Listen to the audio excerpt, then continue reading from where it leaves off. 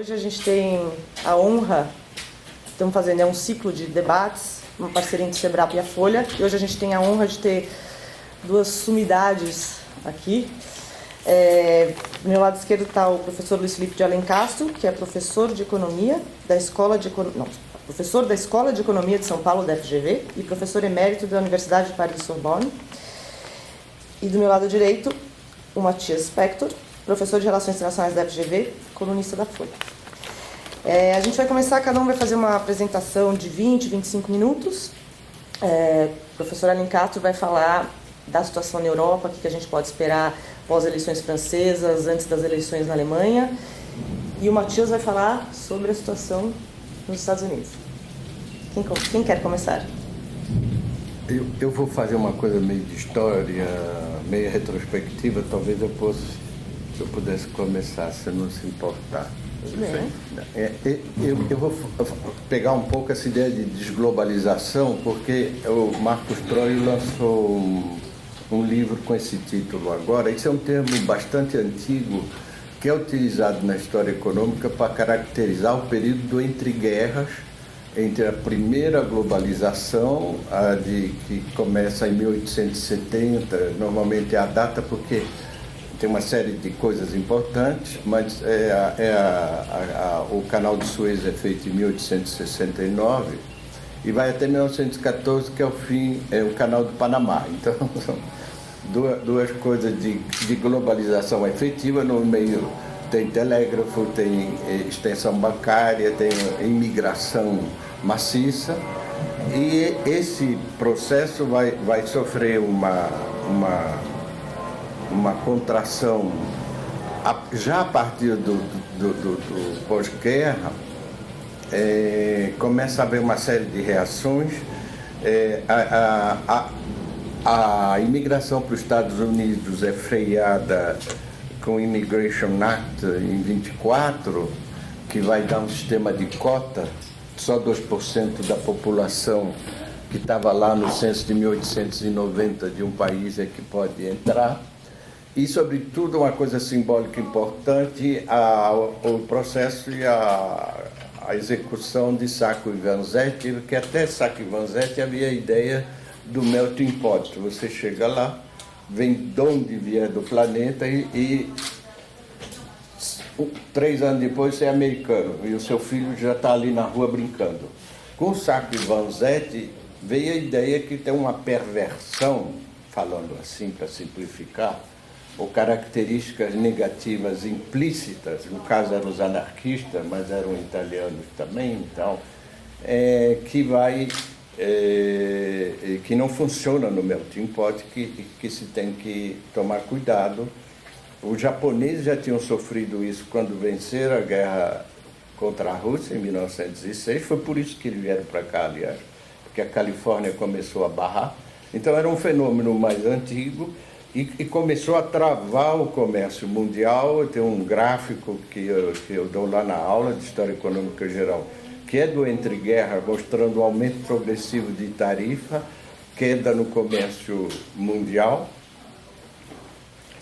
e boom, a guerra, dumping, vem a crise de 29, política anticíclica, ditatorial e democrática. O New Deal é uma delas, o Front Populaire também na Espanha e na França, e vem a guerra. Os mecanismos criados no final da Primeira Guerra para criar uma ordem institucional instável entraram em colapso todos. A Société des Nations não deu em nada, né? A sede era em Genebra, e ficou só o Banco de Reglement Internacional, o Banco da Basileia, que era o banco central dos bancos centrais. Bank of International Settlements, né? Quem está lá é, aliás, o filho do Hildebrando, aquele economista lá, está lá agora, está lá. E esse continuou, que foi o banco feito para regulamentar a dívida da Alemanha com os aliados. O resto foi desmantelado. Quando veio a Segunda Guerra, se constituiu uma globalização mais de outro jeito.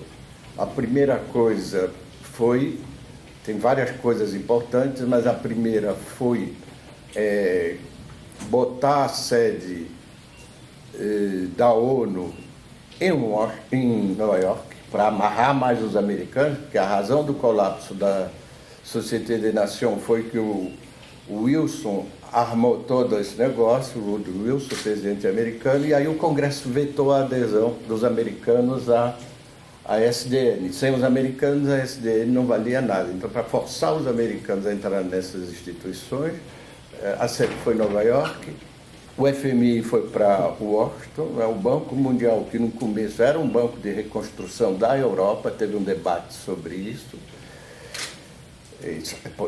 A coisa de terceiro mundo estava fora, por isso que a CEPAL tomou esse destaque, era uma espécie de compensação para um debate do desenvolvimento, não se falava em desenvolvimento, e esse sistema dessa nova globalização teve o GATT, que virou a OMC, a OIT, todo esse sistema de ordenação começa a se desfazer, descosturar já na bancarrota do Lehman Brothers, na crise de 2008 e 2009. Foi aí que o Gordon Brown lançou, em janeiro de 2009, o Gordon Brown voltou a falar de desglobalização, agora nesse sentido que nós estamos falando hoje. E o Obama começou com a política, aliás, meio protecionista, e se achou que era o fim do republicano saindo da Casa Branca, ia voltar a uma política protecionista, se falou isso naquela época. Tinha um Buy American lá, uma cláusula que foi derrubada no Senado pelo republicano e pelo senador McCain, muito, quer dizer, já começou, o Sarkozy também tentou fazer algo parecido na França, e a Christine Lagarde, que era ministra da Fazenda dele, que depois foi para o FMI, disse que o protecionismo às vezes era justificado no meio da União Europeia, né? Então já houve um pequeno esboço, mas enfim, a coisa começou a retomar logo no seguida, e a situação ficou mais calma. Na campanha eleitoral americana, isso voltou pesado. Eu estou recapitulando coisa que todos nós sabemos, porque tudo isso é muito recente, mas é para tentar sistematizar um pouco. O Bernie Sanders veio com a plataforma protecionista também, que a Hillary teve que encampar. Estou falando isso antes de falar mal do Trump. Ele foi contra o TTP, o Pacífico, o NAFTA, e foi contra também o acordo TTIP com a Europa, e ela aderiu a isso. Então, mesmo se ela ganhasse, ela já tinha feito umas promessas lá que ia rever certas coisas. É muito curioso, porque há duas leituras que dá para fazer da coisa do Bernie Sanders e da Hillary, que é um pouco similar com o Mélenchon e o Macron saltando. É que ela apanhou, o Bernie Sanders apanhou um eleitorado que já iria para o Trump antes, se não fosse a candidatura dele.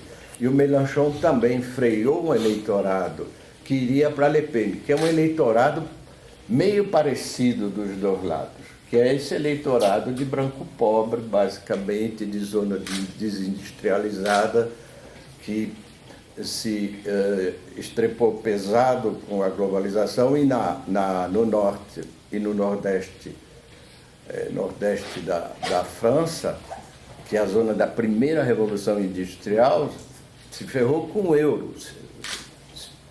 E é esse bloco que quer sair do euro, que vai criar, aliás, uma contradição na campanha do Le Pen, que ela ficou patente no debate e ela perdeu. Ele ganhou 2 pontos e ela perdeu 2 pontos. A diferença aumentou para 5 pontos de repente.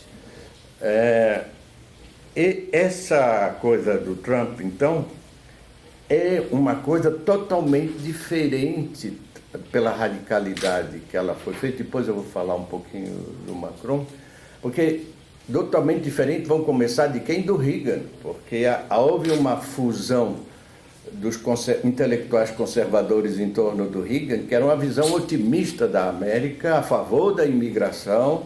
Ele fez um ato na presidência que deu naturalização americana para centenas de milhares, dezenas de milhares de clandestinos. Era todo o contrário, e estava pensando no mercado comum com o México. Ele tinha sido governador da Califórnia 2 vezes, ele sabia do que estava falando.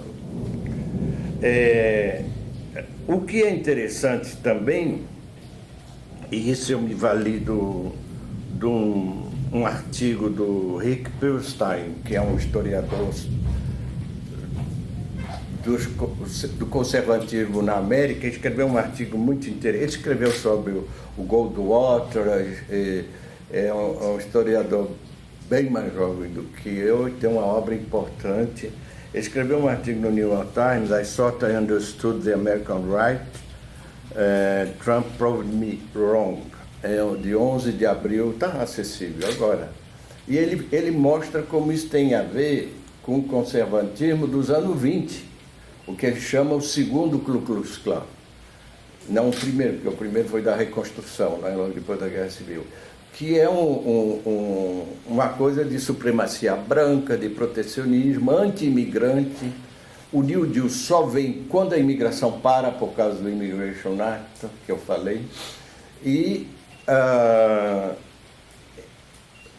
como o New Deal, que antes parecia uma regra, hoje parece como uma exceção, uma convergência de uma série de fatores que são difíceis de reproduzir. E uma das coisas que o Trump falou, e que pegou muito, tem a ver com a imigração maciça que teve nos Estados Unidos até os anos 30, é que de 1965 a 2015 entraram 59 milhões de imigrantes nos Estados Unidos. É parecido em proporção com o período anterior. E tem um livro do Samuel Huntington, que eu até resenhei na época, que saiu em 2004, que chama Who Are We? The Challenges to America's National Identity, 2004. E ele diz essencialmente o seguinte: essa imigração de latino aqui não tem nada a ver com a outra, ela é irredutível ao American Way of Life. Eles continuam falando espanhol, eles voltam o tempo todo, eles falam, eles são católicos. É uma coisa totalmente diferente e não dá para reduzir. Tem que frear a imigração latina, isso não acaba nunca. É um livro que fez barulho em 2004, porque ele tinha aquele negócio do Clash of Civilization, que foi um livro que chocou, mas é um livro importante na perspectiva da coisa do trumpismo. Então, eu acho que era um pano de fundo sobre a coisa do Trump, que é interessante a duplo título, não só porque ele é diferente da evolução recente do Partido Republicano e retoma com o passado, mas ele próprio é globalista. Ele tem mais de 700 empresas que estão em 100 países e faz negócio em toda parte. Ele não é representante de um plantador de soja lá do Kentucky. Ele é um globalizado total, não é? Então, isso é casado com a estrangeira que entrou ilegalmente lá e tudo, enfim. É uma experiência até da privacidade dele ali, que é uma coisa diferente, e ele está com esse tipo de política. Eu vou fazer a transição agora dizendo que, eu até vou retomar umas colunas que eu fiz no All News, lá onde eu escrevo sobre isso, e tem uma coisa: quem perdeu lá com a eleição? Ele é o primeiro, a Theresa May, com a eleição do Macron, é a primeira perdedora, claro, porque a Alemanha precisava de um governo pró-europeu forte, um governo na França. A Alemanha, quando ela fica sozinha na Europa, ela atrai antigermanismo nos países. Vem o velho reflexo, que foi um reflexo que levou o Mitterrand e, sobretudo, a Thatcher a tentar travar a reunificação alemã em 90. Os dois que tinham sido da geração que tinha sido literalmente bombardeada pela aviação alemã. O Mitterrand foi prisioneiro de guerra e ela era mocinha, Thatcher, morreu uma amiga próxima dela no bombardeio de Londres, tinham muito medo dessa Alemanha grande. E a negociação foi complicada e a Alemanha agora, por causa da crise da Grécia, na campanha na França, a Marine Le Pen fez uma frase, não sei se não, a França vai ser governada por uma mulher, ou pela Merkel ou por mim, dizendo que ela mandava no Macron. Então, a Merkel precisa, e na negociação agora do Brexit, a Theresa May vai ter muito mais dificuldade. Mas o Trump também é perdedor.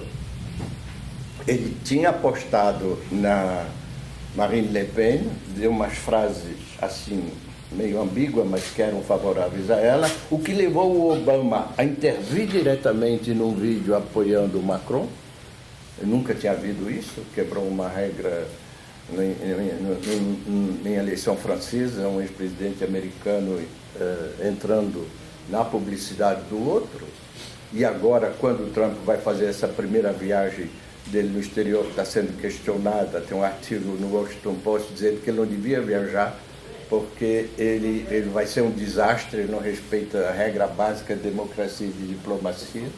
E o Obama está na Alemanha ao mesmo tempo, e o Putin também perdeu com a eleição do Macron, e perdeu também o Papa, porque a Igreja comeu mosca nessa evolução de costumes que houve. Ela está ainda discutindo se pode tomar pílula ou preservativo é válido ou não, e o pessoal já está na barriga de aluguel, adoção de casamento gay, e adotando filho, e que é uma coisa que radicalizou aí a direita católica francesa, que votou no Le Pen proporcionalmente mais que a população francesa. 38% dos católicos praticantes votaram no Le Pen.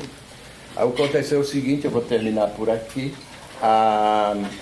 as três religiões, os muçulmanos, protestantes e os judeus fizeram um manifesto, representantes mais eminentes, né, do consistório, aquela coisa, pedindo um voto republicano no Macron, e os bispos franceses se recusaram. E o Papa, interrogado no avião por jornalista, disse que não podia recomendar, que não sabia quem era o Macron e tal. E isso foi muito criticado, então tem um ressentimento que se criou com essa derrota. Ele constituiu um governo, o Juppé tinha dito, ele realizou o que o Juppé queria. O Juppé usou uma metáfora francesa, ele disse, não, tem que pegar um omelete e cortar as duas pontas, isolar a esquerda e a direita. Foi o que ele fez. Ele fez um governo centrista, que é composto dessa maneira. Ele dá a economia para a direita, ponto, não tem conversa. É a direita que tem o Ministério da Economia e o Ministério da Finança. Dá as coisas sociais para o pessoal progressista. Então ele é liberal nos costumes, conservador na economia, e o resto é o Ministério Técnico. Isso dá certo no curto prazo e nessa campanha eleitoral que ele está fazendo, que ele precisa ter uma maioria na legislativa. Mas é explosivo, porque você vai ter uma radicalização na esquerda e na direita, embora a extrema-direita, esteja implodindo agora. Enfim, era só para abrir para ver com a discussão. Obrigada, professor. Matias? Ótimo, excelente. Obrigado pelo convite ao SEBRAP, e é um prazer, Alencastro, estar com você na mesa. E a maneira como você conclui a sua fala é muito boa, porque abre caminho agora para a gente falar da implosão da esquerda, olhando para o Trump. Quando me fizeram um convite, me pediram para falar um pouco sobre conjuntura do Trump, né? O aqui agora, o Trump está prestes a fazer uma viagem importante, como você falou, Arábia Saudita, Israel e ao Vaticano. E estamos em meio a uma crise política em Washington grande por causa da demissão do diretor-geral do FBI. Ontem à noite, no Twitter, não sei se vocês perceberam, mas se vislumbrava aí o impeachment duplo Temer-Trump. Então, o que eu gostaria de fazer é oferecer minha perspectiva de por que acho que não. E por que um dos grandes problemas não é tanto a implosão da direita, mas é a implosão da esquerda, e não só nos Estados Unidos, mas a implosão da esquerda global. E a maneira como eu interpreto é que Macron representa mais disso, apesar de ser um candidato oriundo da esquerda. O primeiro gesto dele, que foi agora nomear o primeiro-ministro, é claramente o sinal de transição, de movida dele em direção à direita. E isso tem repercussões enormes, eu acho, para a governança na Europa, para o futuro do projeto europeu e para as relações internacionais de modo mais amplo. Então, deixa eu dar a minha perspectiva, e porque que no fim eu vou argumentar que eu acho que é muito difícil que o Trump seja empichado. E é basicamente assim.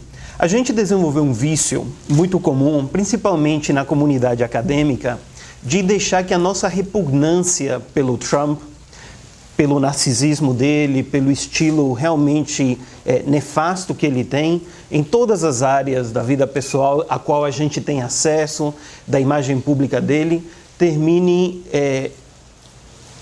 escurecendo um pouco outras dinâmicas que são essenciais para entender o Trump, que tem a ver com a estratégia dele para chegar ao poder, que é uma estratégia primorosa do ponto de vista eleitoral.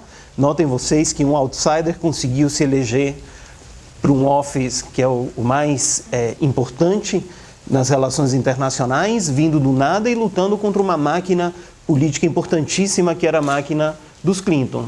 É necessário entender qual é a motivação estratégica e os porquês disso, porque isso informa como é que ele governa e por que ele toma as escolhas, faz as escolhas que ele faz. A primeira delas tem a ver com o fato de que o Trump se beneficia cada vez que o centro político implode. Cada vez que tem radicalização de esquerda e à direita, ele ganha. Quando tem passeatas multitudinárias nas capitais norte-americanas, pró-direitos LGBT, pró-direitos da mulher, pró-igualdade sexual, contra o Trump, ele ganha força.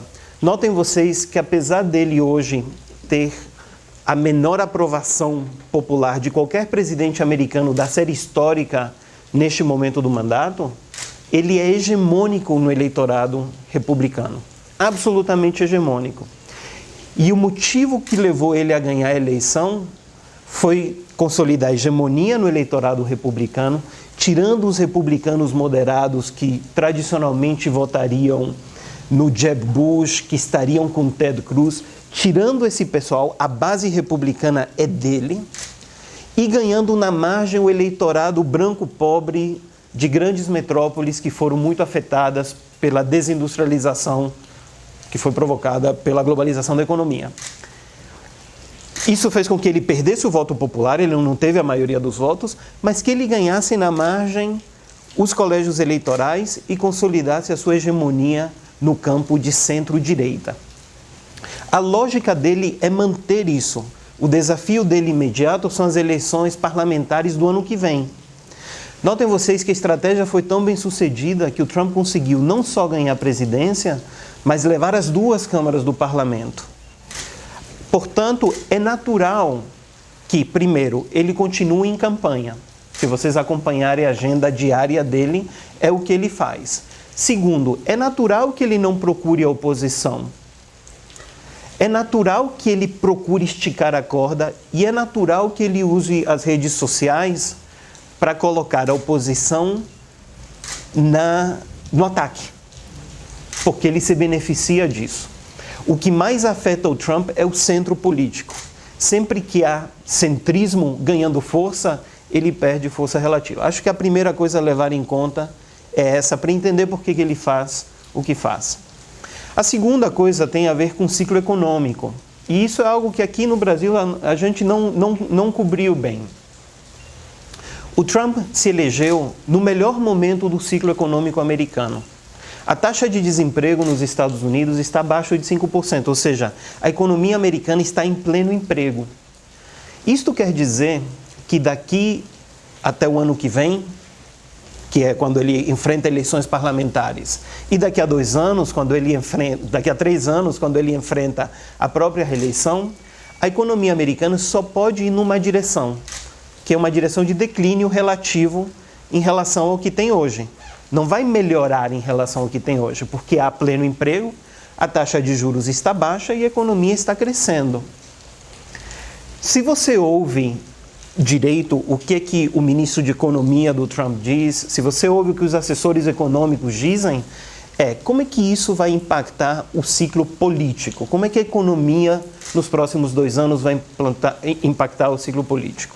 Se a economia só pode piorar, é necessário, do ponto de vista eleitoral, ter uma estratégia que permita manter a peteca no ar, nem que seja de um ponto de vista artificial. Como fazer isso artificialmente? Utilizando protecionismo seletivo, forçando grandes empresas que estavam prestes a levar investimento para fora a voltarem. Ele fez isso com a Toyota, ele fez isso com a Boeing, grandes empregadores de milhares de funcionários. E ele tem um instrumento maravilhoso para contrapor o efeito negativo desse protecionismo, né? A gente sabe, a teoria econômica diz que quando tem protecionismo, a produtividade do país cai. E isso dificulta o emprego. Mas ele tem um instrumento para lidar com isso, que são os preços do gás. Ele tem força e tem autoridade, não precisa do parlamento, para definir o preço do gás. Então, o jogo é um pouco de protecionismo e compensar a perda de produtividade baixando o preço do gás. É isso que a gente vê e é isso, eu acredito, que a gente tende a ver. Se essa lógica está mais ou menos correta, vai ter impeachment ou não? Muito raro que tenha impeachment. Primeiro, não existe um caso histórico em que um presidente de um partido seja impeachado por um parlamento que está na mão do mesmo partido. É verdade, o Trump tem muita oposição dentro do próprio partido, mas é muita. Calma lá. A principal voz contra o Trump dentro do Partido Republicano é o senador pelo Arizona, McCain. O McCain está pedindo o impeachment do Trump desde a primeira semana do Trump no governo. O McCain tem mais ou menos 12 votos no Senado. Eles são minoritários. E não são só minoritários, eles não têm capacidade de mobilizar os congressistas, os deputados americanos. Por que isso? Não porque deputado americano necessariamente republicano goste do Trump, mas porque esses caras vão enfrentar eleições no ano que vem. E a base do Partido Republicano, a base eleitoral, está com Trump. Então um deputado seria louco de ir pedir voto para o seu eleitor batendo no Trump. Então, apesar de todos os problemas, apesar dos escândalos, apesar dos supostos crimes que o Trump já cometeu e que poderá vir a cometer, ele tem gordura para queimar, por enquanto. E o cenário que a gente teria de ter para um impeachment é de um crime tão inconteste, tão evidente, que faça com que tanto os deputados quanto os senadores se alinhem contra um presidente que hoje traz voto para eles. É um cenário muito pouco plausível, me parece, na conjuntura atual. O que dizer sobre a política externa? Aqui eu acho que a gente tende a cometer um erro muito comum, que é o seguinte: a campanha do Trump foi uma zona do ponto de vista da gestão. E o governo dele também é uma zona do ponto de vista da gestão. Todos os assessores presidenciais na Casa Branca que se misturam com a família dele não têm experiência prévia. Nenhum deles antes governou um sistema complexo. Então, claramente, há uma bagunça. Mas a bagunça é o estilo do homem. Lembre-se que o Trump nunca precisou de disciplina nas próprias empresas. O Trump nunca teve uma empresa de capital aberto. O Trump nunca precisou apresentar planilhas para um board. Nunca teve de prestar contas a um acionista. Ele nunca teve de se engajar na tarefa de produzir algum grau de accountability. E ele sempre teve um estilo negociador, que é de apostar para ganhar tudo e às vezes perder tudo, né? Ele quebrou 3 vezes, 2 ou 3 vezes. O livro dele eu recomendo vivamente, porque é uma excelente maneira de entender como ele negocia. Se chama A Arte do Negócio. E a gente o descarta porque é um livro de autoajuda num tom claramente ridículo. Calma. Porque há ali uma sabedoria. E eu gostaria de falar um pouco da política externa dele em função disso. O que ele está fazendo hoje em relação à política externa americana nada mais é do que imprimindo esse estilo pessoal dele, de uma negociação na qual você estica a corda e coloca o seu opositor na defensiva, mesmo que ele seja um aliado, na defensiva para extrair concessões. Ele aplica isso a uma tradição de política externa norte-americana que não é dele, que não é nova, que é a tradição que diz que o mundo é melhor governado quando tem equilíbrio de poder entre grandes potências. Essa tradição foi dominante nos Estados Unidos até a metade do século XX. É só nos últimos 70 anos que os Estados Unidos montam um projeto hegemônico, liberal e tentam submeter o resto a isto. O que o Trump está dizendo é, olha onde isso nos levou. O Obama foi um desastre. Quando o Obama tentou empurrar os russos, o que os russos fizeram? Ocuparam a Crimeia e aí o Obama ficou a ver navios. Quando o Obama ameaçou os russos na Síria, o que os russos fizeram? Apoiaram Assad, que ganhou a guerra. E o Obama ficou a ver navios. A interpretação do Trump é que a política assertiva de colocar os russos na defensiva, de tentar amarrar os chineses economicamente, foi ruim para a estabilidade internacional. Então, o que ele está prometendo agora? Um retorno à política das grandes potências, onde basicamente os russos tomam conta da Crimeia porque você sabe de antemão que você não vai se mobilizar para defender a Crimeia, que você não vai arcar com custos de manter um governo títere na Ucrânia, que você não vai comprometer tropas para lutar contra o Assad na Síria, que essas são áreas onde não vale a pena você se meter. É baseado na ideia de que para lidar com a China, a melhor coisa a fazer é ameaçar a China de que você vai abandoná-la. Porque a simetria de poder é tão grande que é para ela vir atrás de você, não para você correr atrás dela. E olha essa interpretação alternativa do que é a maneira como, de modo geral, se interpretam as coisas. Ao esticar a corda, ao colocar mesmo seus aliados na defensiva, a maneira como ele lidou com a Merkel na Alemanha, a maneira como ele lidou com a Theresa May na Grã-Bretanha, produziu resultados. A Europa se voltou para o Trump de pires na mão, a China se voltou para o Trump de pires na mão. A reunião do Trump com o Xi em Mar-a-Lago é inacreditável. O Trump tinha 10 demandas e os chineses concordaram com a maior parte dessas demandas. Os japoneses se adequaram às demandas e foram a Washington de pires na mão. Então, do ponto de vista do Trump, a sua política externa não é desastrosa. E ela não necessariamente vai gerar mais instabilidade. Ela vai gerar mais tensão, vai ser tensão constante. Que é o que a gente sabe que a literatura e a história mostram que acontece quando você tem muitas grandes potências operando ao mesmo tempo. Mas do ponto de vista da interpretação dele, isso é menos custoso do que uma política externa como a que foi feita pelo Obama. É claro, pode ser que eu esteja lendo demais a estratégia, pode ser. Pode ser que essa viagem para o Oriente Médio seja um desastre, também pode ser. Mas se você vê as notas da Casa Branca na véspera da viagem, o que o Trump está pedindo dos sauditas, o que o Trump está pedindo dos israelenses, para mim não é líquido e certo que o que a gente vai ver são visitas desastrosas. Que ele tem um estilo pessoal que é nefasto, não há dúvidas, né? Mas eu não descartaria de antemão.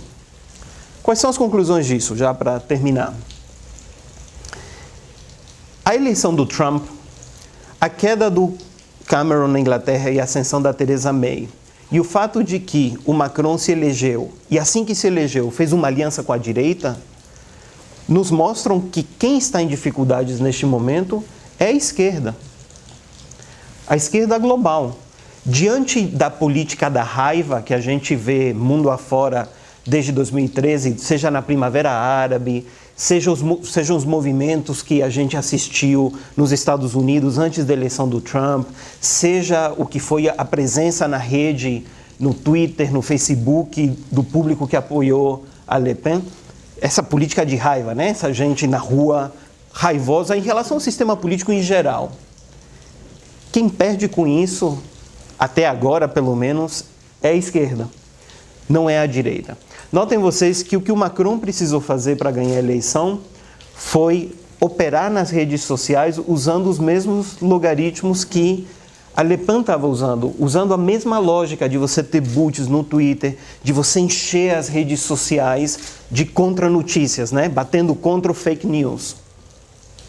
Essa é a lógica, essa política de podridão, é a política que a gente viu à direita nos últimos tempos. E é isso que produziu vitórias eleitorais.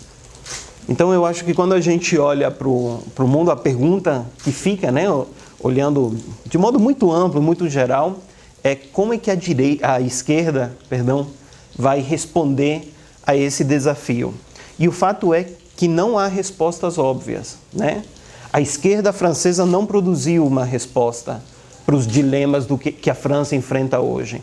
A esquerda alemã não tem um projeto alternativo do que é o projeto da Angela Merkel, que enfrentará enormes dificuldades mesmo com Macron, porque não há uma resposta fácil à crise da Grécia, porque não há uma resposta fácil ao que fazer com o Putin, porque não há resposta fácil ao que fazer com a Itália, com a Espanha, com Portugal. Idem a esquerda norte-americana. Os democratas não têm uma liderança. Você tem um grupo que é o Bernie, você pode ter grupos pequenos, você pode ter o #Resist, que é muito simpático e que pode te levar para a rua, mas quem é que vai para a rua?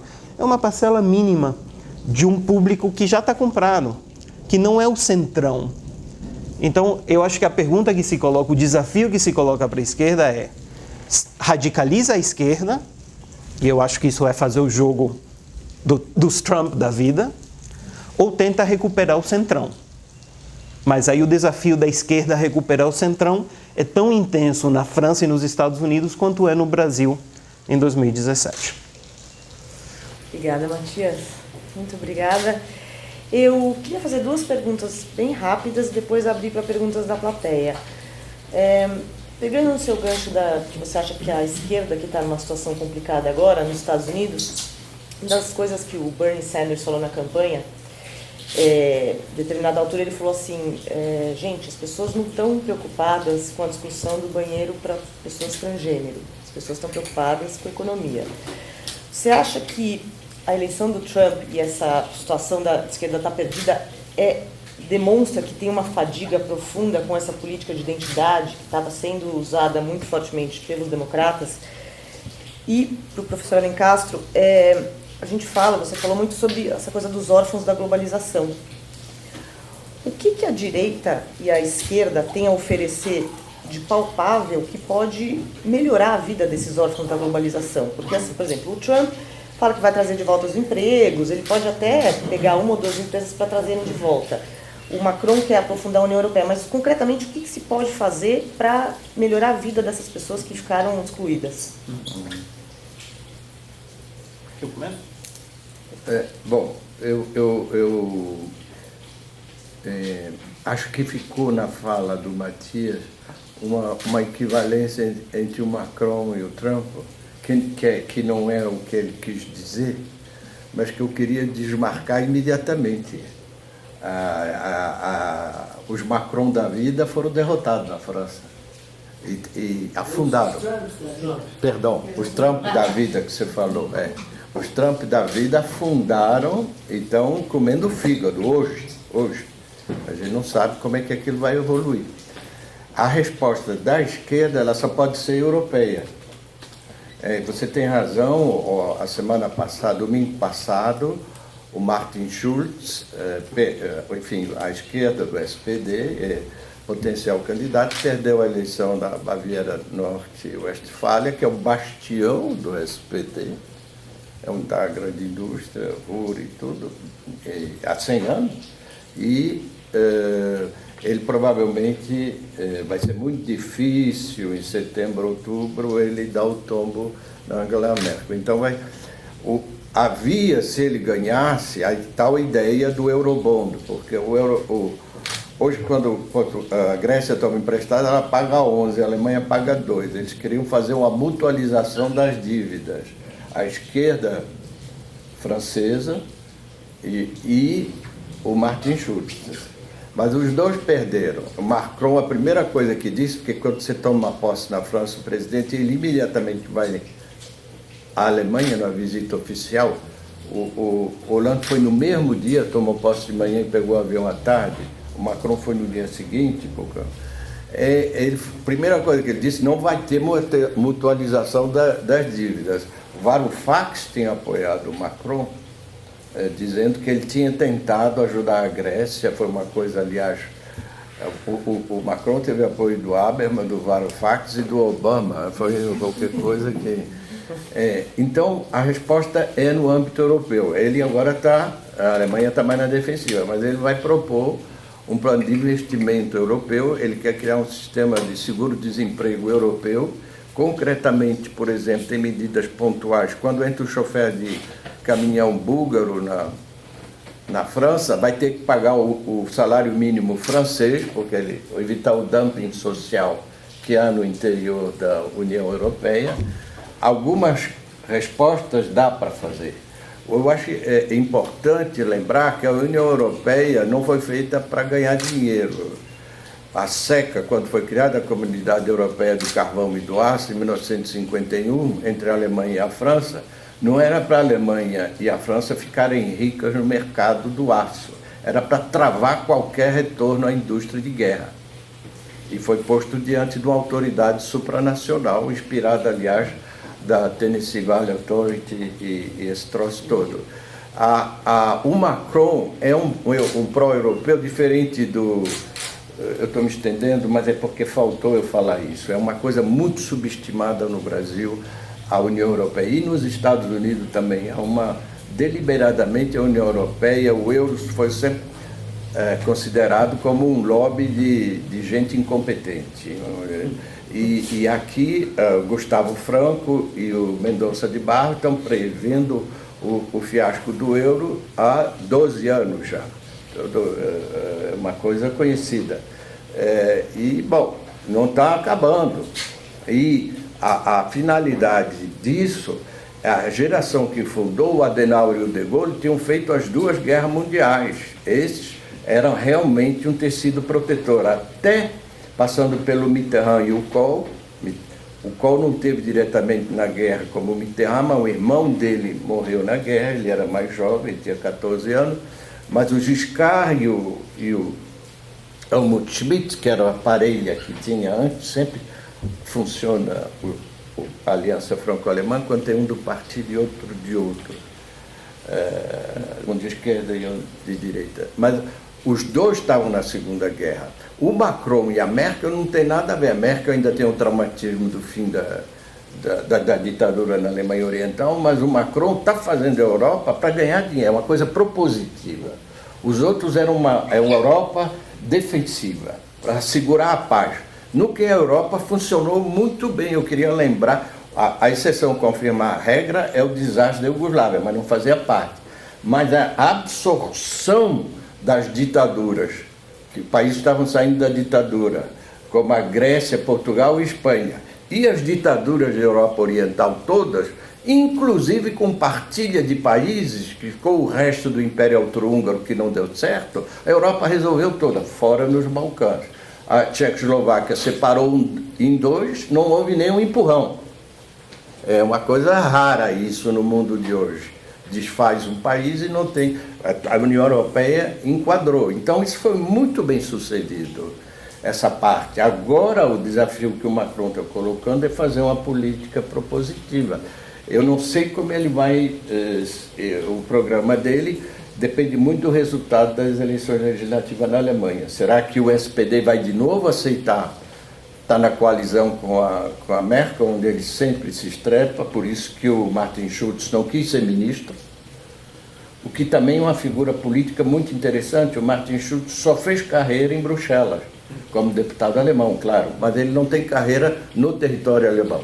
Então, de repente, na Alemanha tem um primeiro-ministro que só se dirigiu para parlamentares europeus, a carreira política dele toda, ele foi presidente do Parlamento Europeu.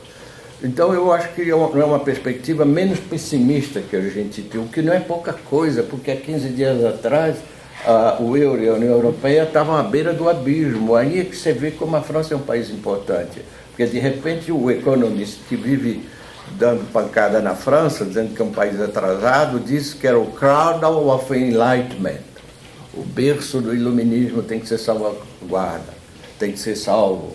Então realmente essa virada é uma coisa que criou um astral diferente lá.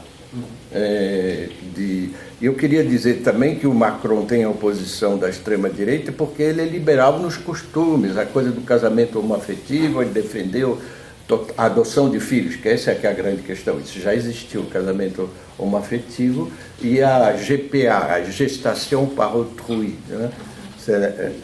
Que é a barriga de aluguel, e aí há reconhecimento da nacionalidade francesa desses bebês. É isso que está dando rolo.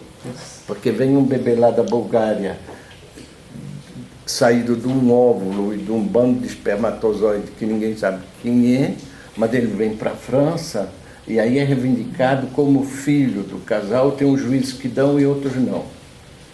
E isso que fica o pessoal ouriçado. Mas ele sempre foi muito nítido nisso. Ele é um descendente do orleanismo, que é uma corrente do século XIX na França, que é uma direita laica, não tem nada de coisa de catolicismo e tal, coisa que o Sarkozy não era. Maravilha. Desculpa, mas eu queria falar da União Europeia positivamente.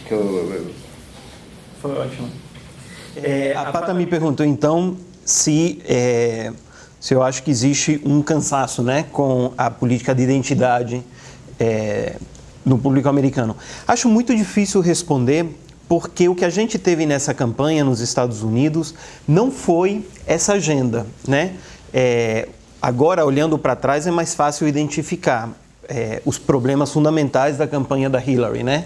Ela era uma péssima candidata, porque era uma eleição de mudança, não de continuidade, e ela claramente representa a continuidade. Era uma eleição na qual o eleitorado, apesar de estar numa economia de pleno emprego, a parte que define as eleições, que é uma fatia muito pequena do eleitorado americano, é dominada por um grupo que não sente as vantagens do pleno emprego, e a Hillary representava tudo que havia contrário a isso. A Hillary não é uma candidata de esquerda, de nenhuma maneira. Quando a campanha já estava no ar e já era evidente que o nome dela não decolava, foi que ela começou a fazer o trabalho de grupos, né, para tentar montar um slogan de campanha. E o slogan, quem viu, é absolutamente patético, né? Uma coisa fake de integração das várias identidades, parecia uma propaganda da Benetton, mais do que uma campanha política aguerrida num país que tem uma agenda de identidade que é pesadíssima, né? Poderia ter havido muita atração política ali. Então, acho difícil saber, porque não foi esse o critério para julgar a Hillary. Que vai haver guerras culturais nesse sentido, sem dúvida, mas as batalhas sempre foram assim nos Estados Unidos, né? Nunca foi este um ponto pacífico. Agora, eu acho que, puxando esse gancho para conversar um pouco com o Alencastro sobre isso, no caso da Europa, também não é evidente qual é essa agenda, né? Uma agenda propositiva para a esquerda. Porque, veja, né, o Alencastro está dizendo, o projeto europeu está aí, né, e o euro está aí, com todos os seus problemas. Agora, note que se a gente tirar a economia alemã nos últimos 10 anos, tirando a Alemanha, o resto da zona do euro não cresce e não cresceu. Então, a guinada do Macron à direita, que é fortalecer a Merkel, que é este projeto dos últimos 10 anos, que beneficiou a Alemanha, mas que não espalhou benefícios gerais pelo resto da zona do euro, é um problema. É um problema porque isto não é uma resposta à falta de crescimento no resto da Europa, né? Não há uma resposta ao que o Macron e a Merkel juntos, unidos, vão fazer em relação à Grécia, por exemplo, que é um símbolo de interrogação gigantesco, ou que vão fazer em relação ao crescimento da França. A proposta do Macron para a recuperação da economia da França não tem uma visão nova que mude e que dê capacidade à França de reduzir o seu nível estrutural de desemprego, sobretudo em jovens, né? Vejam o que está acontecendo com a Espanha ou com Portugal. Finalmente conseguem montar governo. Passaram esses últimos tempos sem conseguir. Mas montando o governo, e aí? O governo vai fazer o quê? Essa resposta do que fazer, que não seja a receita da direita alemã, não está posta, né? Isso que eu vejo com muita preocupação. E que é um fenômeno global. Nos Estados Unidos, a esquerda também não tem uma resposta. É por isso que quando o Trump ganhou, a bolsa subiu. E quando o escândalo do FBI bateu anteontem, que se criou a dúvida sobre o que será o futuro do Trump, a bolsa caiu. O mercado está comprado com Trump. O mercado não avalia que o Trump é um louco em economia. As bolsas na Europa também não avaliam que a alternativa à disciplina fiscal à la Merkel, né? A vitória de Macron, a ida do Macron a Berlim, fizeram com que a bolsa restaurasse confiança. E esse é um problema global. Olha o que aconteceu no Brasil ontem. O mercado também está comprado com a direita. A possibilidade do Temer cair derruba a bolsa. A possibilidade do Temer ficar hoje de manhã faz a bolsa se recuperar. O mercado não consegue comprar a esquerda. E notem vocês que isso não é evidente, tá? Lembra o que foi o início da década de 2000, quando o mercado comprou a esquerda. O mercado comprou a esquerda a partir de agosto de 2002 no Brasil, comprou a esquerda na Turquia com Erdogan, comprou alternativas de esquerda na Europa. Então, eu acho que esse problema continua. Então, claro, o projeto europeu ganha sobrevida, que bom, evidente, sem dúvida alguma. E é verdade que os Trumps da França perderam. Agora, o que não é Trump tem uma visão para oferecer e, da maneira como eu interpreto, há uma grande interrogação. O senhor quer responder isso? Não, eu estou de acordo, Queria abrir para perguntas. Quem gostaria de... Posso continuar nessa toada aí? Pelo que vocês do quadro que vocês estão traçando, é um quadro que vai na linha do esgotamento da esquerda, né? Nos dois lados do oceano, assim, do ponto de vista, sobretudo, de dar respostas econômicas e respostas para a economia contemporânea de mercado. Né? Então, a gente vem, quando tem esse discurso, que nem você falou, Macron é liberal em costumes, né, mas é conservador na economia. Quando entra no plano dos costumes, dos direitos e etc., o discurso da esquerda vai bem.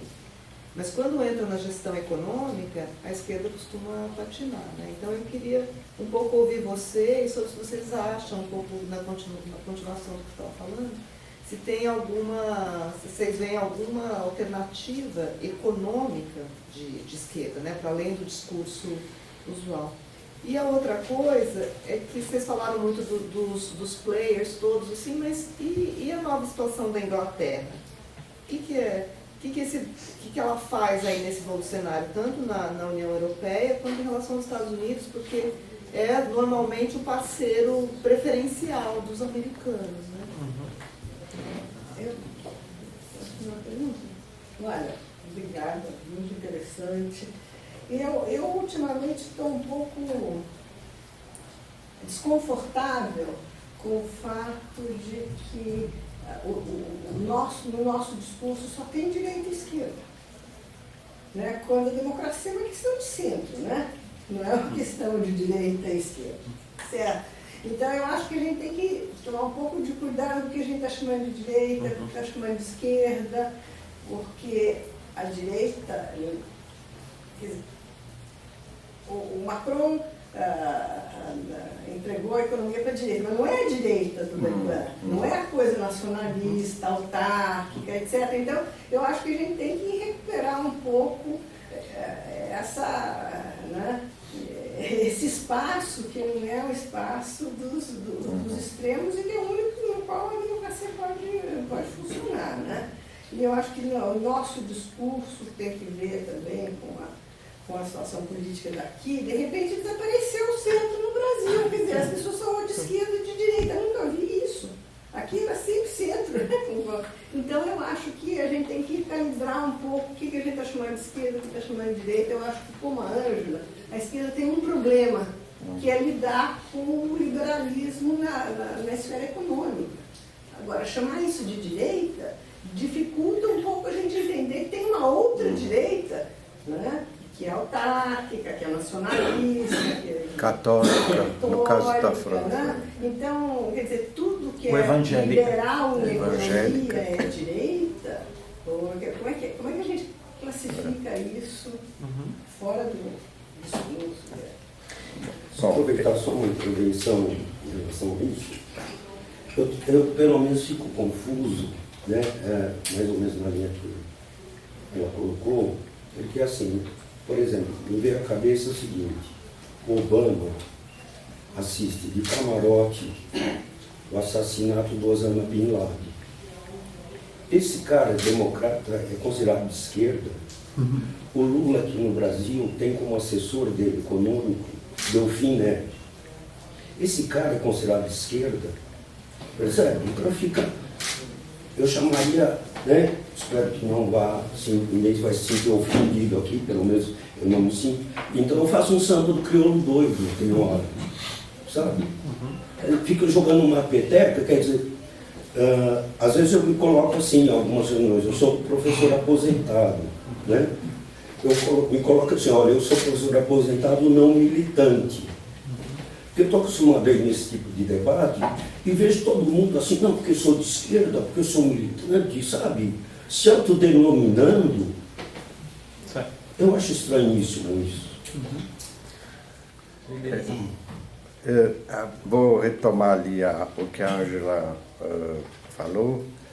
Como é que é o seu nome, por favor? Edson. Edson. E o que o Edson falou. O problema, eu acho que responde um pouco o que a Maria Hermínia também perguntou, o problema da esquerda europeia, porque é assim que a gente tem que ver, então aí é um problema de cada esquerda em seu país, é que o keynesianismo não funciona na escala europeia. Você não pode fazer política de demanda aumentando o salário, que quem vai comer o milho que você joga no quintal é o seu vizinho. Foi exatamente o que aconteceu com o Mitterrand em 83. Já não dava lá atrás. O programa do Mitterrand, quando ele foi eleito em 81, era um programa clássico socialista de 36. Aumento de salário, aumento do salário mínimo, várias vantagens sociais, e deu 1 ponto de crescimento a mais da Alemanha no fim do ano. E a França não pegou, porque as fronteiras estão todas abertas, não tem como travar. Então você tem que pensar uma política da zona euro, no mínimo, talvez até uma política de toda a área da União Europeia, porque a integração comercial e tarifária já está feita há muito tempo. E isso é uma coisa que, esse desafio, eles não conseguem nem montar um bloco no Parlamento Europeu nítido nesse sentido. Os sindicatos ainda não têm uma estrutura europeia da zona euro.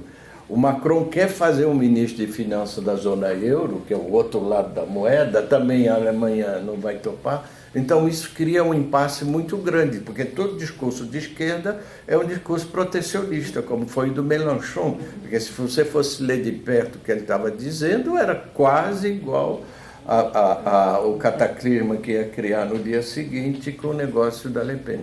Então esse é um problema específico. Então separa a esquerda europeia do americana e do Brasil, que são problemas totalmente diferentes, porque a gente aqui não tem esse desafio. Eu ainda até no caso da Espanha e Portugal, da Espanha e da Grécia, e da Espanha particularmente, há 2 outros problemas. Tem o problema do regionalismo na Europa, que na Espanha é muito pesado, mas também na Bélgica e também um pouco na Itália.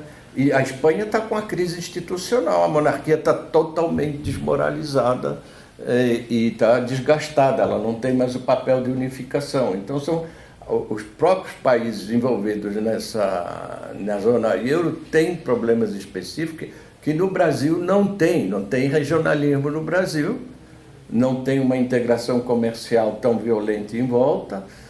há um esgotamento de outra coisa, mas eu não vou entrar nessa discussão. Então, a caracterização de esquerda-direita vem do embate social. Sempre vai ter uma esquerda, sempre vai dar uma direita, que o capitalismo não acaba. Já tem uma rentrée social. Na França tudo começa em setembro, outubro. Teatro, lança livro, começa as aulas e começa as greves. Vamos ver o governo que ele vai ter, porque agora vem férias também, é verão, vai todo mundo embora, acabou. Até maio 68, que vai fazer 50 anos, quando foi em julho não tinha mais 68. Só foi retomar em setembro, outubro. Então não dá para ver direito, mas os sindicatos já no 1º de maio não tinham uma manifestação, porque foi entre um turno e outro, em favor do Macron, ao contrário do que tinha ocorrido quando o Chirac foi contra o pai da Le Pen. Não tinha tanta gente na rua com bandeira. E tinha outra coisa, eu acho que esse aqui é interessante, bandeira da União Europeia. Quem que assina a bandeira da União Europeia no mundo de hoje e que ganha eleição com bandeira da União Europeia? Só a Ucrânia que está lá, que quer escapar dos russos, e o Macron, no coração da Europa. Isso é uma coisa muito importante. Foi o hino da alegria, do Beethoven, que tocou quando ele entrou no comício da vitória lá no Louvre. Isso que é o hino da União Europeia. Perdão? Que é o hino oficial da União Europeia.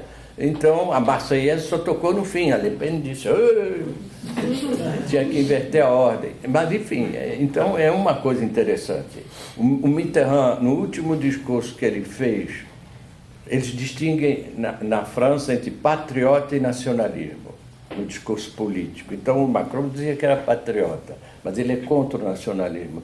Tem uma nuance do vocabulário francês que às vezes escapa nas traduções aí, mas isso é muito importante. O Mitterrand, no último discurso que ele fez no Parlamento Europeu, já condenado, porque ele estava com aquele câncer que não tinha retorno, ele foi e disse, nós temos que ser pró-europeu porque o nacionalismo é a guerra. A última frase que ele disse lá. E isso ainda é uma coisa que no horizonte europeu, uma vez me perguntaram, agora eu dou aula aí na GV com o Matisse, qual é a diferença dos alunos daqui e de lá, porque já faz 1 ano e meio que eu estou. Eu digo, são todos bons e tal, inclusive os daqui vêm de bom colégio. E são bons. Agora os de lá têm mais maturidade, porque eles sabem do sentimento trágico da vida. A Europa tem guerra em volta.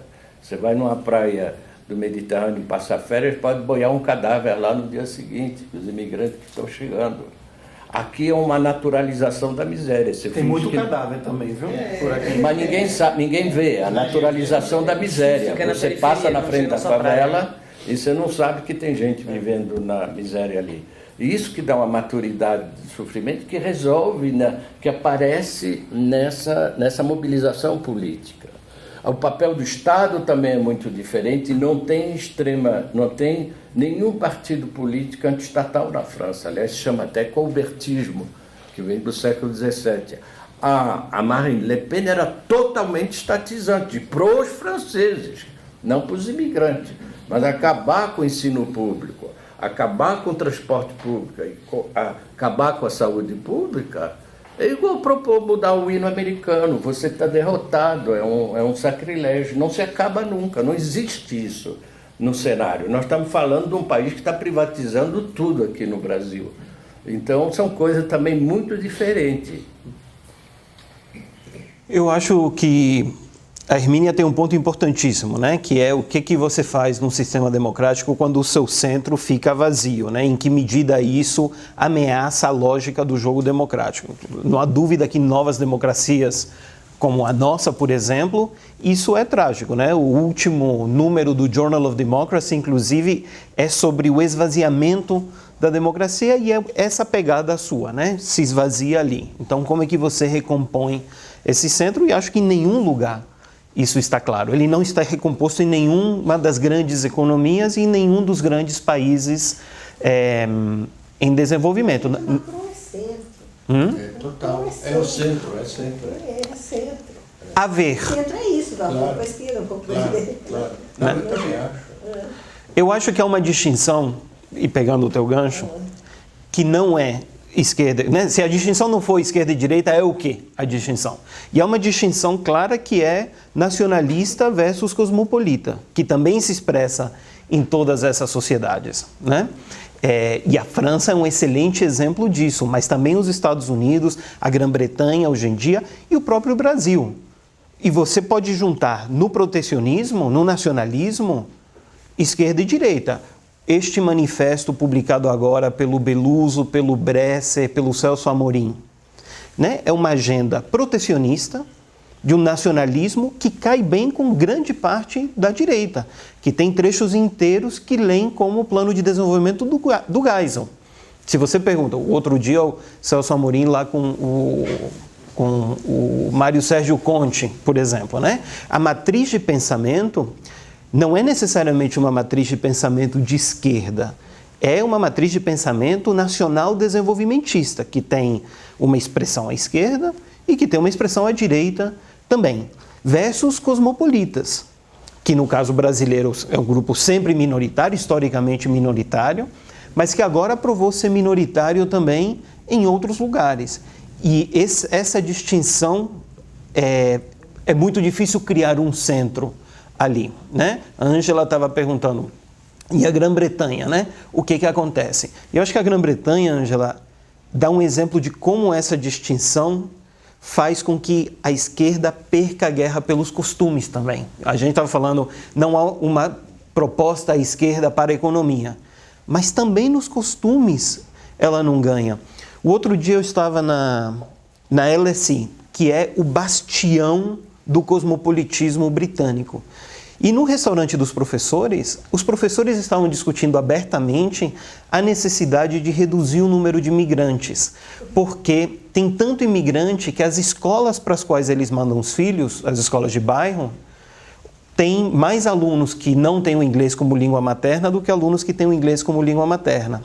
E que isso onera o sistema educacional de maneira tal que os alunos, filhos dos professores da LSE, terminam tendo uma performance acadêmica menor do que poderiam se estivessem num ambiente onde só tem gente que tem o inglês como língua materna.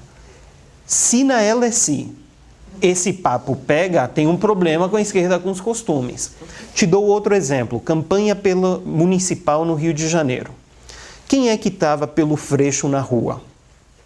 Tem os grupos que você espera ver na rua, que estão na Cinelândia. Mas aquela semana no Rio de Janeiro, se você fosse a qualquer hospital público, quem está dentro provendo auxílio às famílias, nas filas dos hospitais, nos institutos do câncer, é a igreja evangélica. A presença do Crivella e da máquina política do Crivella em escolas, em igrejas, mostra que não está ganha a briga pelos costumes, pela esquerda, aqui no Brasil. Né? O apelo que eu estava ontem em Florianópolis, me surpreendeu muito, porque não é o papo que a gente ouve aqui com os nossos alunos da FGV. O apelo pseudo-moralista do Bolsonaro vai para muito além do que é o reduto eleitoral do Bolsonaro. Né? Datafolha acho que dá 7% de intenção de voto. Mas há um apelo moral que para mim não sugere que essa disputa esteja ganha. E essa disputa tem muito a ver com esse embate entre nacionalistas e cosmopolitas, que longe está de ser ganha. Né? O grande êxito do Trump no eleitorado de base também é de pegada evangélica. Tem um artigo da The Economist que analisa estatisticamente a presença do Trump no evangelismo americano hoje, né?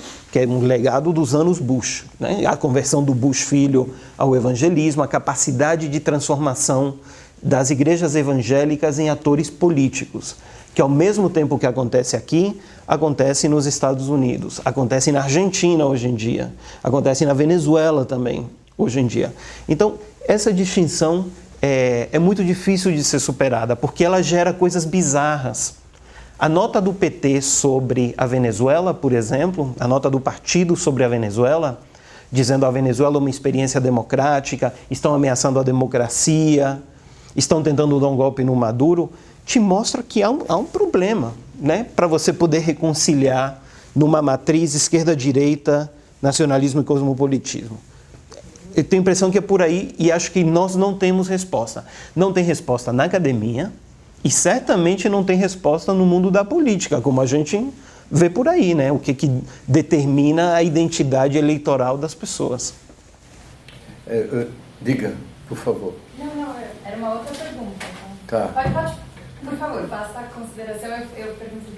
Não, eu queria, porque eu sou signatário do Manifesto do Bresser. Com muito. Eu acho que não tem nenhum signatário ali que pensa que uma política pode ser implementada, uma política nacionalista, como o Geisel implementou, junto com o Doikode. Claro. Então, nós estamos falando de disputas eleitorais de contexto democrático. Isso é uma separação. Nunca achei que o Fernando Henrique fosse do lado errado, como escreveu Samuel Pinheiro Guimarães, escreveu uma resenha disso no Estadão, e o Geisel do lugar certo. O Samuel Pinheiro Guimarães faz no livro dele uma distinção. Eu achei... a ditadura não tem conversa. Não tem conversa, é outro papo. Então, isso é uma coisa muito interessante, porque no Brasil tem gente que chama ditadura, e não é a esquerda. Estavam ontem na frente do Palácio do Planalto, um pessoal pedindo ditadura. Na França isso não existe. A Le Pen quer ganhar a eleição.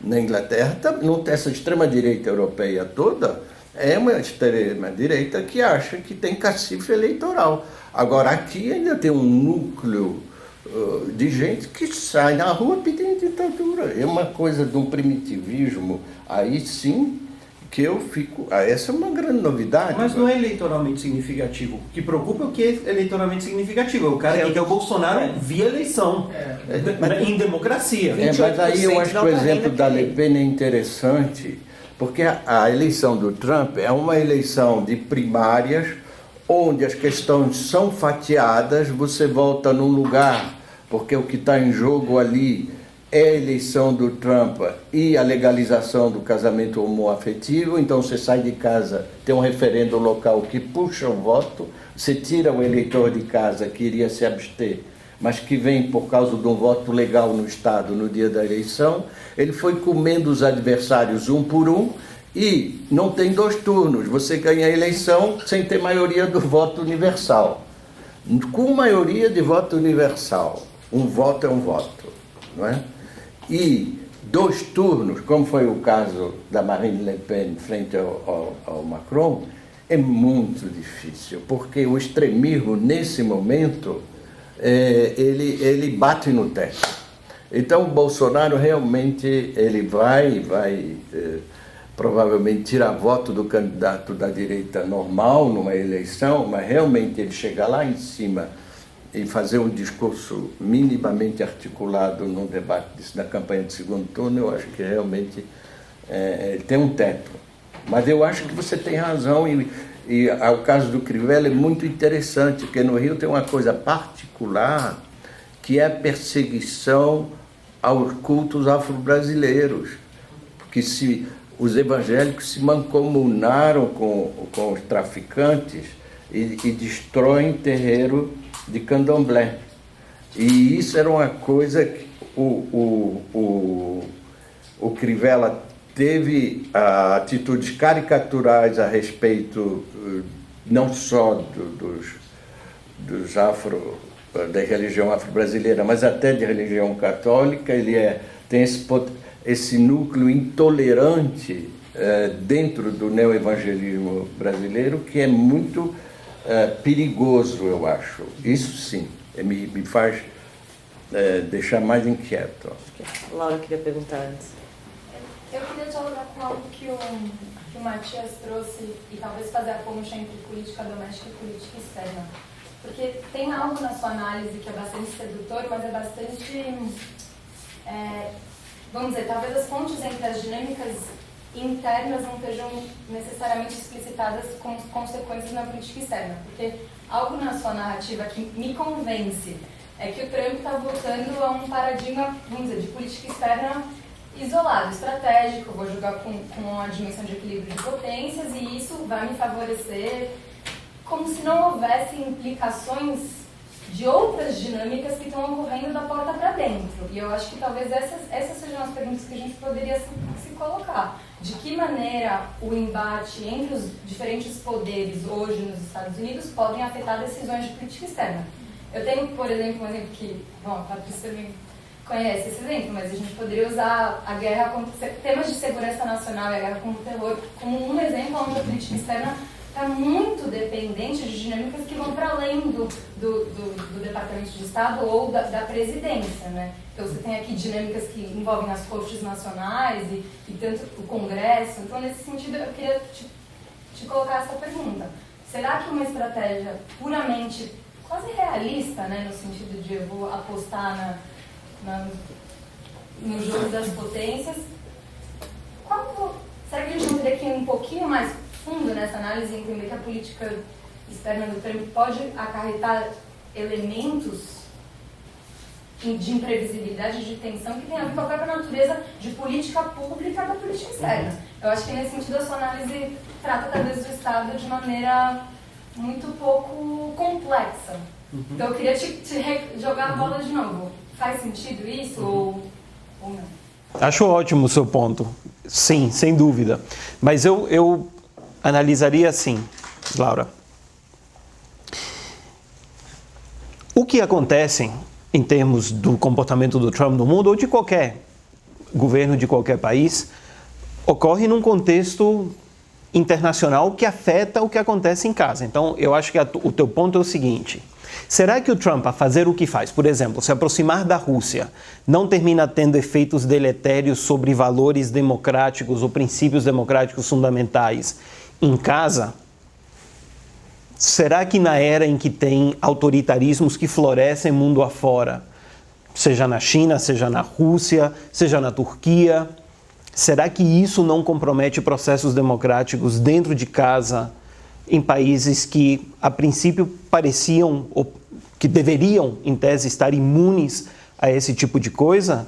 Acho que, sem dúvida, esse é um ponto fundamental. A aproximação do Trump à Rússia e o que o Trump vem a fazer com a China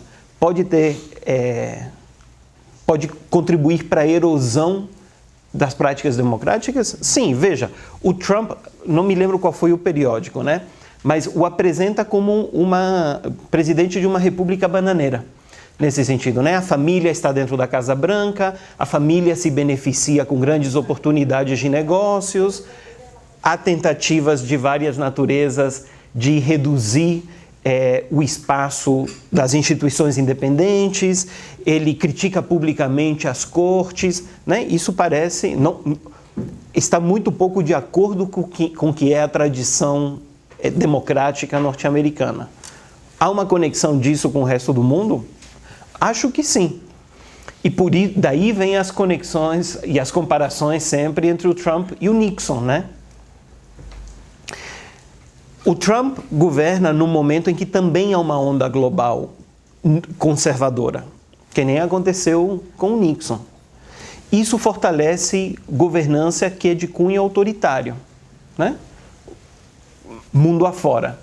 E isso é um problema. Por isso eu acho que esse ponto da Hermínia é crucial, né? No mundo desses, como é que você faz para restaurar um centro que seja fundamentalmente democrático?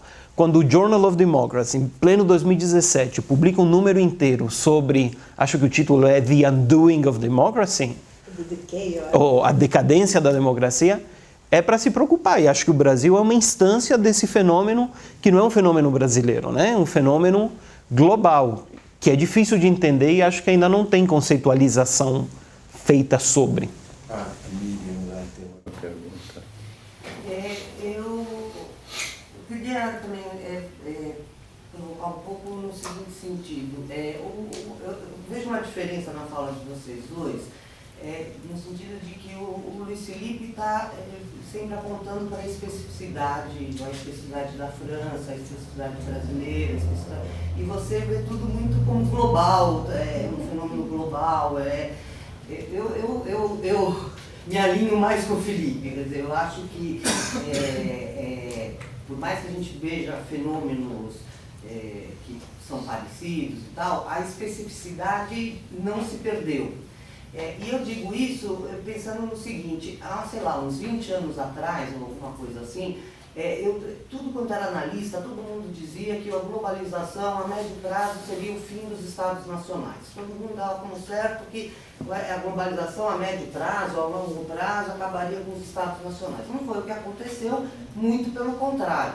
Hoje há um reforço dos Estados nacionais, a lógica política ainda se dá dentro da lógica dos Estados nacionais, numa economia globalizada. Então, a minha pergunta é em que medida que a gente consegue, ao mesmo tempo, entender essa globalização e tal, mas a tensão que pode estar havendo entre uma economia globalizada e uma lógica política, social, etc., que ainda está completamente dentro da lógica dos Estados nacionais, que implica em ver as especificidades de cada lugar, a especificidade do que é ser de esquerda nos Estados Unidos, o que é ser de esquerda na França, o que é ser de direita, etc., etc. Eu acho que a experiência sempre é única, né? Sempre é local, nesse sentido. Acho que não há dúvidas quanto a isso. Agora, há dinâmicas que claramente são transnacionais, que não são nacionais. Então, por exemplo, pega o que foi o ciclo de ascensão e declínio da esquerda sul-americana ao longo da década de 2000, né? Migrando do neoliberalismo, do Menem, do Collor, do Fernando Henrique, do Salinas, do Pérez na Venezuela, migrando para o que foi a ascensão do Lula, do Evo Morales, do Correia, dos Kirchner, da Michelle Bachelet. Essa transição é incompreensível se a gente não leva em conta o que aconteceu com a economia sul-americana nesse período, né? A economia sul-americana nesse período bombou, e bombou por fatores externos à América do Sul, porque o preço das commodities foi lá para cima e a taxa de juros internacional foi lá para baixo.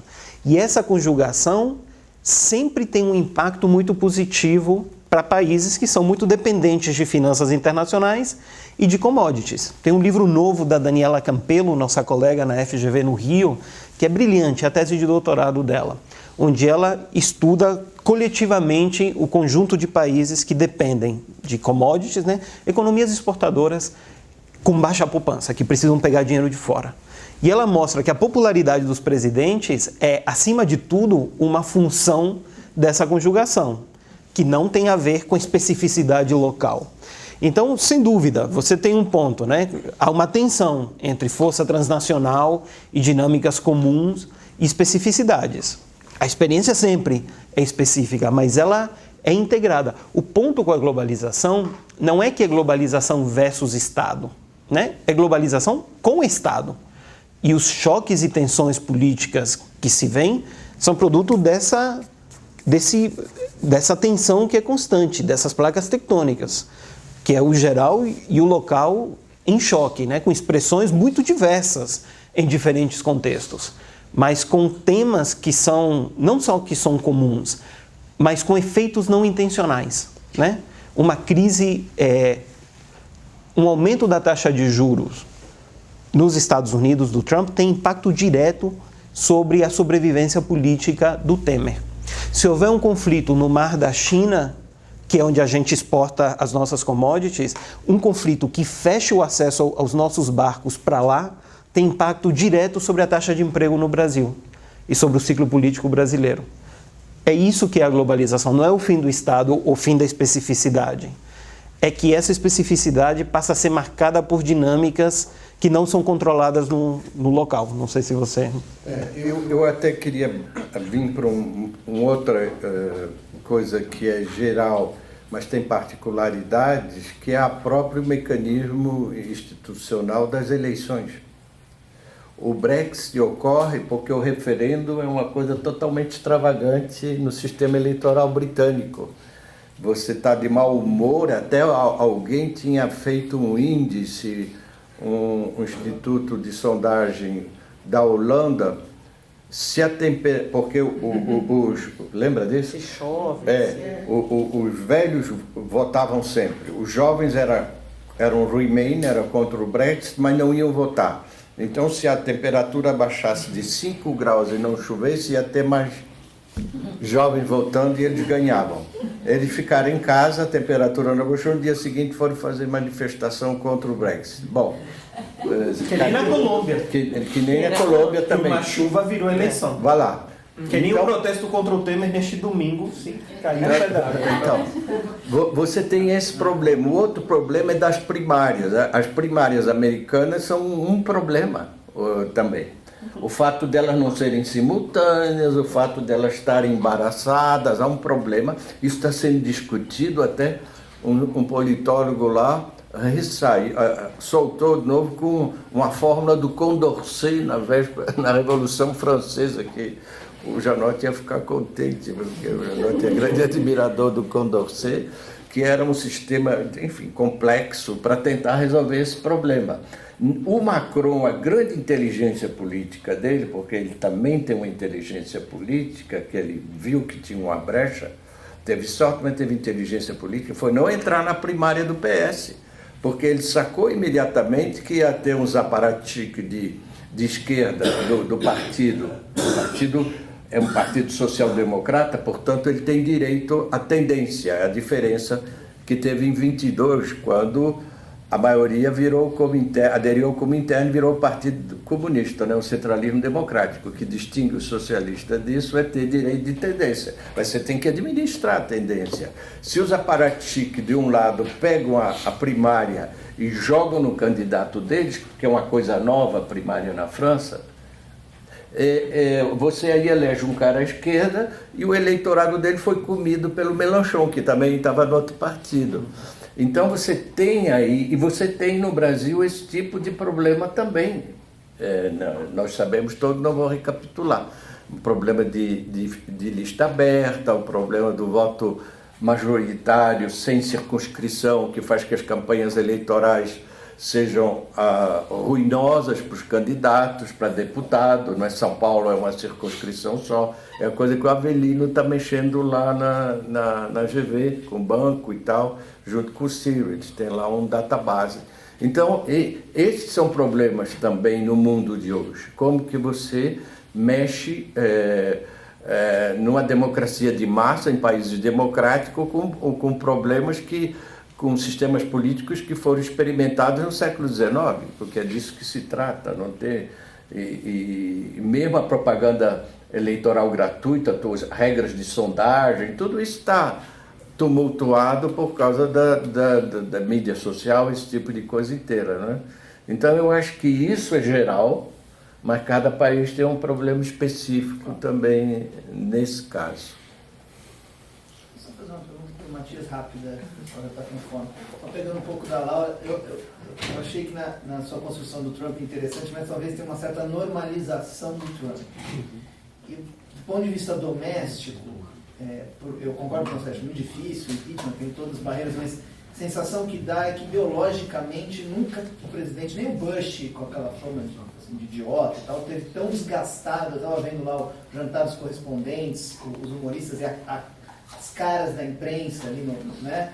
Foi uma coisa, tá constrangedor no nível ideológico, e a questão da Rússia também mexe lá ainda com temores de Guerra Fria. Então, eu estava pensando, meu irmão Joesley foi para lá agora, vai saber se o Joesley não grava. E na política externa, ele chega com um discurso da não intervenção. Tudo bem que ele não, coerência não é o ponto, mas não estou nem perdendo a coerência, mas ele faz duas intervenções já, quer dizer, na Síria e na Coreia, mas que mostram como a imprevisibilidade dele pode não ser não dá para normatizar, porque no caso da Coreia, ele não tem controle totalmente dos players que estão ali, e podia ter dado. Aí ficou aquela coisa ridícula do navio que estava indo para um lado e foi para o outro. Você não acha que assim, tem um componente que não é impossível dizer assim, que dá para normalizar o Trump, mesmo que ele esteja precificado no mercado? Ótimo ponto. Eu te diria duas coisas. A primeira coisa é que tanto a imprensa quanto as chattering classes, né, o establishment norte-americano detesta o Trump com profundo vigor, né? Então, isso sem dúvida, claro. Então, a gente vê o Saturday Night Live é primoroso, nunca foi melhor. né? Agora, veja que o Trump tem quase 40% de aprovação. Isto compara com o presidente brasileiro, que tem popularidade abaixo da inflação, né? Este sujeito não está morto politicamente, né? Então, nesse sentido, o fato dele ser repugnante em muitos aspectos é um ponto fora da curva, sem dúvida alguma, mas até a gente não ver isso se traduzir em perda de poder político, eu hesitaria em descartá-lo. Essa é uma coisa. Em relação à imprevisibilidade, eu vou te dizer como é que eu acho que dá para normalizar o Trump. E faço referência de novo ao livro dele, A Arte do Negócio. Qual é o ponto todo dele em A Arte do Negócio? A melhor tática negociadora é a imprevisibilidade. A imprevisibilidade é calculada. Pode dar um problema? É claro. O problema do Trump é que pode dar um problema federal. Não é só na Coreia que ele não controla os players. Ele não controla os players em lugar algum. Então, a presença dele vai ter efeitos não intencionais. Mas olha só, isso não vale só para o Trump. Isso vale para qualquer um. Para qualquer ator político produz impactos, produz consequências não intencionais. Da mesma maneira que o Obama não imaginava que a ação dele abriria espaço para criar o ISIS, da mesma maneira que o Obama, quando toma a decisão de não intervir na Síria, ele não está calculando que isso vai produzir uma diáspora capaz de quebrar o projeto europeu via imigrantes. Se o Obama soubesse das consequências da ação dele, talvez ele tivesse tomado outra decisão. A gente não tem como saber. E com Trump vai ser a mesma coisa. Mas nesse sentido de não se surpreender ou não debitar a imprevisibilidade do Trump numa suposta loucura ou excentricidade dele. É cálculo, não é doideira. Pode ter cálculo doido? Evidente, né? Eu tinha só um comentário, talvez, uma coisa que fica subjacente na discussão sobre o Trump, voltar a Gramsci, coisa de velho, hein? Mas é o seguinte, tem classe dirigente e classe dominante. Isso nunca foi a mesma coisa. Um dos grandes problemas desse livro, que eu acho hoje até um livro pernicioso, o livro do Faoro, que o bom é o título, só confundir as duas coisas, como se só tivesse classe dirigente, e a classe dominante não está lá por baixo, justamente criando a desordem que dá, porque no nosso caso ela é escravista, oligarquia regional e não tem a experiência do Estado, né? Só a classe dirigente e a experiência do Estado. Então você tem uma desordem social. Fernando Henrique disse isso na resenha da segunda edição do Dono do Poder, porque é essa que bombou, no Argumento, aqueles jornais que saiu quando Fernando Henrique estava aqui ainda. Hein? Aquelas revistas muito boas. Aquela revista muito boa que sumiram, não tem digitalizado, então só as pessoas têm coleção em casa. Mas o fato é que o negócio do Trump é inédito nesse sentido. O Rockefeller estava ligado ao Partido Republicano, todos os outros estavam. Todo que tinha de empresário que jamais se meteu em política nunca teve essa clivagem. Tanto que ele não consegue preencher os postos dele. Ele vem com esse método de gestão aí, de empresário de hotel, e dá um rolo total, porque a diplomacia... De corretor, né? De corretor. Ele é a classe dominante no puro, que não tem nenhum contato com a classe dirigente. Ele está isolado e sistemamente... É uma novidade muito grande e é um desastre muito grande também. É aí que ele vai quebrar a cara. Gente, muito obrigada pela participação de todo mundo. Obrigada, Matias. Obrigada, Luiz Felipe. Obrigado a você.